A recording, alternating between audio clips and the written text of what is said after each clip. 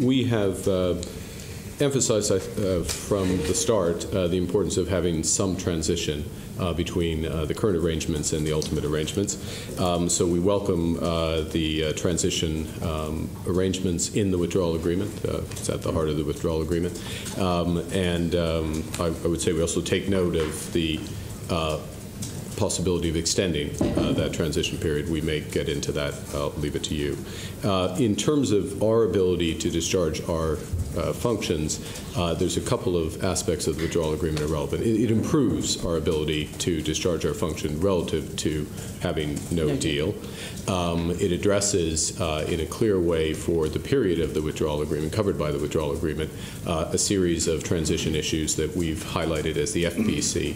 Specifically, we can go into those if you want, but I'll just leave it at the aggregate. It continues the supervisory cooperation, the resolution cooperation arrangements that we have currently with European authorities, which is absolutely essential given the size and complexity of the UK financial system.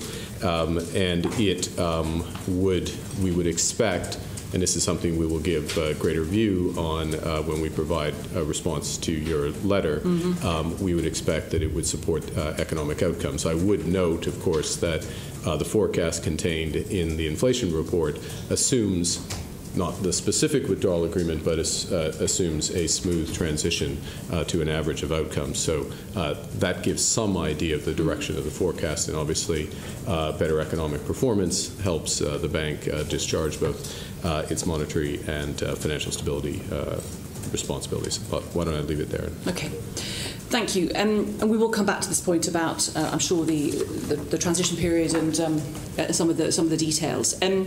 Just in high level, on the steps of Downing Street last week, the Prime Minister talked about 3 potential scenarios. She talked about the withdrawal agreement, leaving with no deal, or no Brexit at all. In the analysis that you're going to provide to Parliament, are you going to look at those 3 different scenarios? We're not intending to look at provide additional analysis on the 3rd scenario, which is no Brexit at all. On the basis of the communication from the TSC, we will look at the following, which is a no deal, no transition Brexit. But I would stress that is work that the FPC does, and as I think committee members know, the job of the FPC is not to look for how things could go well under that scenario, but what could go wrong. So that will be a worst-case scenario of no deal, no transition Brexit, because our job is to make sure that the system, the financial system, is able to withstand any shocks associated with that.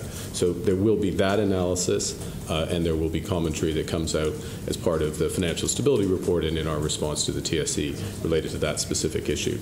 Secondly, as in response to your letter, we will look at, as the MPC, a scenario related to the withdrawal agreement.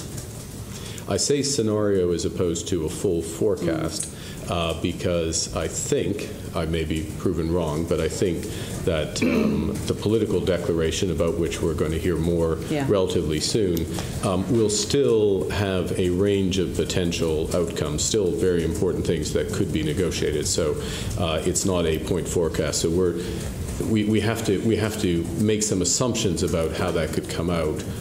And I would expect that there would be a range of potential outcomes in that scenario. Again, forgive me if I'm saying in the conditional, because we as the MPC, and we're not all represented here today, as you know, we're working through that right now on an accelerated timetable, so that's what we'll provide.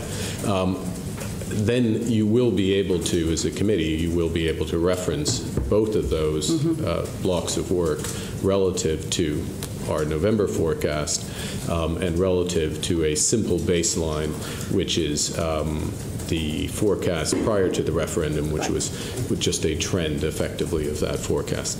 The last thing, and maybe I could just use this opportunity to check, in your letter to me, you referenced a scenario which was a transition to WTO. And so our assumption has been that we should look at that. If I may, the work we're doing thus far suggests that the principal value of looking at that is it demonstrates the importance of some of the assumptions that have to be made. and I'll end with this, which I'll put a fine point on it, the question has to be that in 20 months, it's a question in some respects Parliament TSC is better informed on, but in 20 months, would we be ready to have in place all the custom arrangements and other arrangements that are necessary for a WTO trading relationship with the European Union? That's a question. You have to make assumptions about that. Depending on the assumptions you make. Transition to WTO could look more like no deal, no transition, or it could look more like a seamless move to WTO. But we'll just expose all that so you can have a proper assessment of it.